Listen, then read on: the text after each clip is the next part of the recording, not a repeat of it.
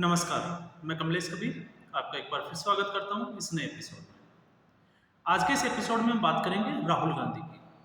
आपको पता होगा, राहुल गांधी एक बड़ी यात्रा और एक बड़ा स्लोगन जो है वो कांग्रेस पार्टी की तरफ से दिया गया था जब भारत जोड़ो यात्रा शुरू हुई थी। और भारत जोड़ो यात्रा अभी जो ईस्ट टू वेस्ट जो शुरू हुई थी, मणिपुर से जिसको शुरू किया था, हम उसकी बात नहीं कर रहे हैं। हम बात कर रहे हैं जो केरला से कन्याकुमारी से कश्मीर तक जो यात्रा, इससे पहले वाला जो पार्ट था उसकी। और उस वक्त राहुल गांधी के बारे में कहा जाता था कि ये जो यात्रा है ये नफरत मिटाने के लिए है, मोहब्बत। और उसके बाद में एक नारा प्रचलित हुआ था, मोहब्बत की दुकान। लेकिन अब जो है वो धीरे धीरे राहुल गांधी, जैसे आप सभी को पता हो कि एक राजनीतिक अपरिपक्वता, कहीं भी अगर हम देखें तो राहुल गांधी राजनीति के लिए फिट जो है वो बैठते हुए दिखाई नहीं देते। और ऐसा अभी पहला मौका नहीं है, ये 2014 से हमने देखा है। और ये मोहब्बत की दुकान अब जो है वो झूठ की दुकान बन गई है कांग्रेस पार्टी के लिए। और कांग्रेस पार्टी के सभी कार्यकर्ताओं की ये बड़ी एक मुसीबत है जो चुनाव में उनको झेलनी पड़ती है या उनको सहन करनी पड़ती है। ऐसा इसलिए क्योंकि आपने देखा होगा, जब भी इनके कोई लीडर जो है वो छोड़ के जाते हैं, उनको मनाने की कोई कोशिश नहीं की जाती, उल्टा उनको बारे में बोला जाता है कि जिसको जाना है वो चले जाए। खैर, पार्टी छोड़ना पार्टी में आना ये अलग बात है। लेकिन 2019 में हमने देखा था, चौकीदार चोर है, राफेल के मामले में राहुल गांधी ने बहुत झूठ बोला था।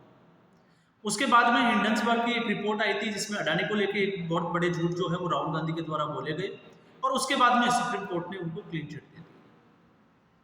चौकीदार चोर है, इस मामले में उन्होंने कोर्ट के सामने जो है वो माफी भी मांगनी पड़ी। और अब जैसे ही चुनाव शुरू हुए, अब राहुल गांधी जो है वो राम मंदिर को लेकर झूठ बोलना स्टार्ट किया। इससे पहले कांग्रेस पार्टी ने, आपको ये भी पता होगा, अमित शाह का जो एक ट्रेंड कर रहा था न्यूज पे, कि अमित शाह की जो एक वीडियो जो था, जो फुटेज थे, उनको एडिट किया गया। और एडिट करने के बाद में कैसे भारतीय जनता पार्टी जो है वो अगर सत्ता में आएगी तो SC ST और OBC का आरक्षण जो है वो खत्म कर देगी हमेशा। अमित शाह उसको लेके थोड़ा चौकन्ने थे, चुनाव का माहौल है, और उसी को लेके दिल्ली की जो पुलिस है उसने लगातार अलग अलग जगह पे FIR करना शुरू कर दी। और उसमें कांग्रेस के एक बड़े नेता रेवंत रेड्डी तक जो है वो फंसते हुए नजर आ रहे हैं।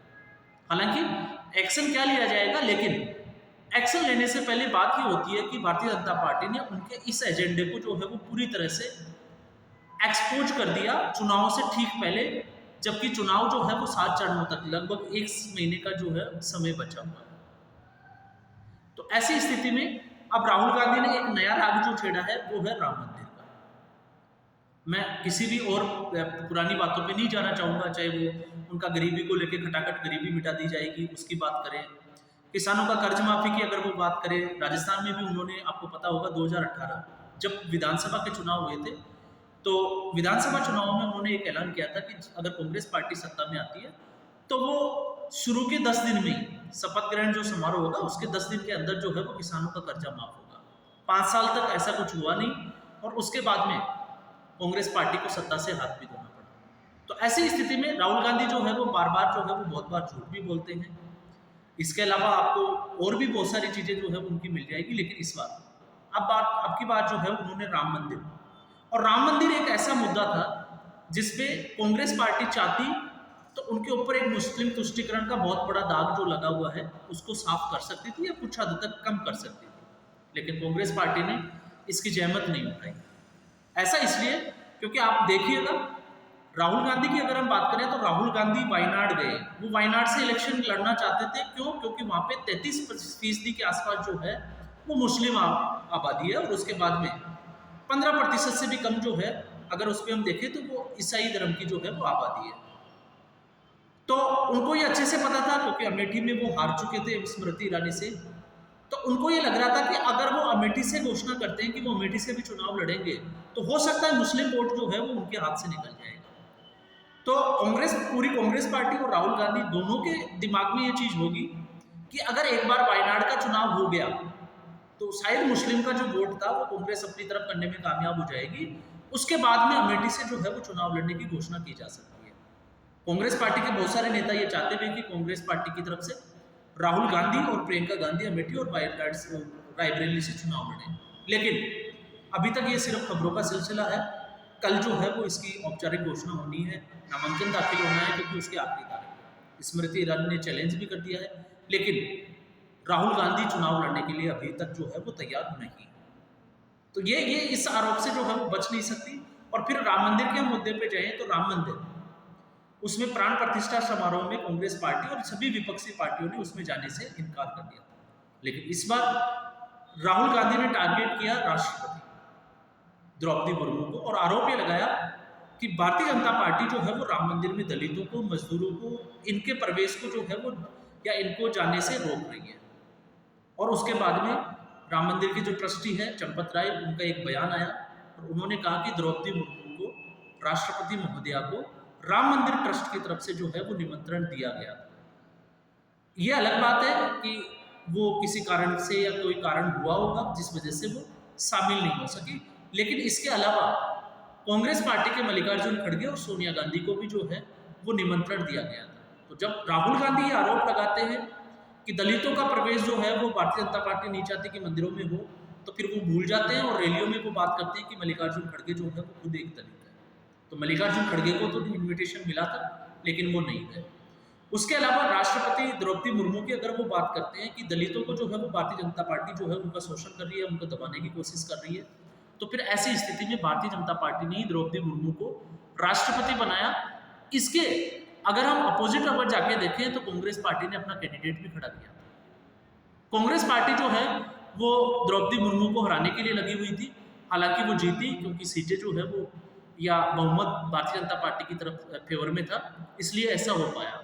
वरना आपको पता होगा कांग्रेस पार्टी ने तो अब तक जो है वो ऐसा कोई राष्ट्रपति बनने भी नहीं दिया। प्रणब मुखर्जी, एक मजबूरी थी राहुल गांधी को प्रधानमंत्री बनाना था, इसलिए प्रणब मुखर्जी को ठिकाने के लिए लगाने के लिए कांग्रेस पार्टी ने राष्ट्रपति बना दिया, क्योंकि वो प्रधानमंत्री पद के दावेदार थे। और फिर उसके बाद में प्रधानमंत्री बनाया गया मनमोहन सिंह जी को। और उसके बाद में कांग्रेस पार्टी का क्या हाल हुआ वो आपने देखा। लगातार एक के बाद एक दिग्गज नेता जो है वो पार्टी छोड़ के चलते बने।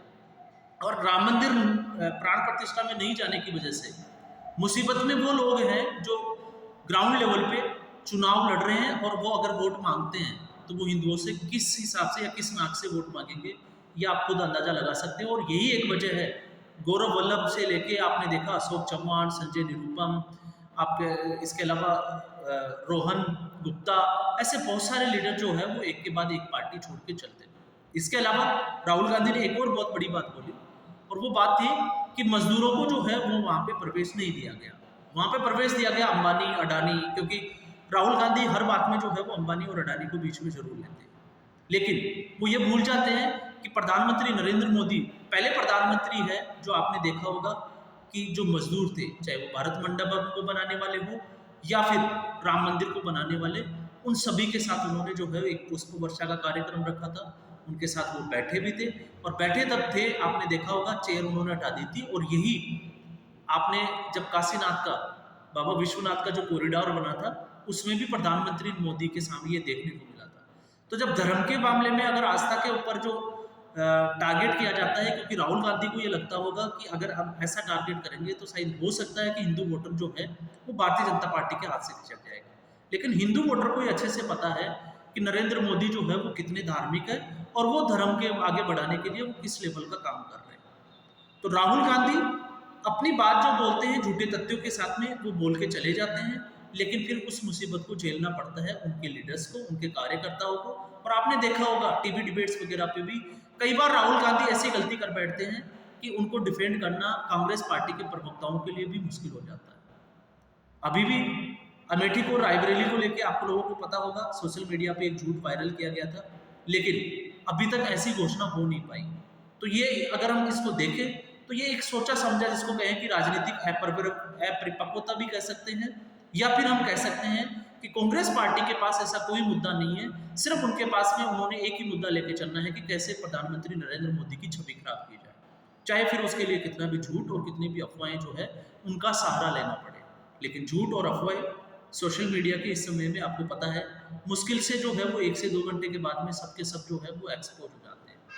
आपने देखा था अमित शाह के वीडियो के मामले में भी इन्होंने कहा कि ऐसा कुछ हुआ नहीं, उन्होंने अपने ट्विटर हैंडल से ऐसा कुछ नहीं किया, लेकिन आपको पता ही होगा तथ्य और फैक्ट्स जो है वो सबके सामने आ गए। तो राहुल गांधी लगातार जो है वो कांग्रेस पार्टी को तो एक्सपोज कर ही रहे हैं, लेकिन कांग्रेस पार्टी की मुसीबत भी जो है वो बढ़ा रहे हैं। ऐसी स्थिति में कांग्रेस पार्टी, आपने देखा होगा 2014 और 2019, और हो सकता है इस बार भी कांग्रेस पार्टी की स्थिति बन जाए इसी कारण से कि कांग्रेस पार्टी उतनी भी सीटें ना ले पाए जितनी 2019 में उन्होंने जीती। तो आज के एपिसोड में बस इतना ही, फिर हम एक नए एपिसोड में नए मुद्दे के साथ हाजिर होंगे। तब तक के लिए नमस्कार, धन्यवाद।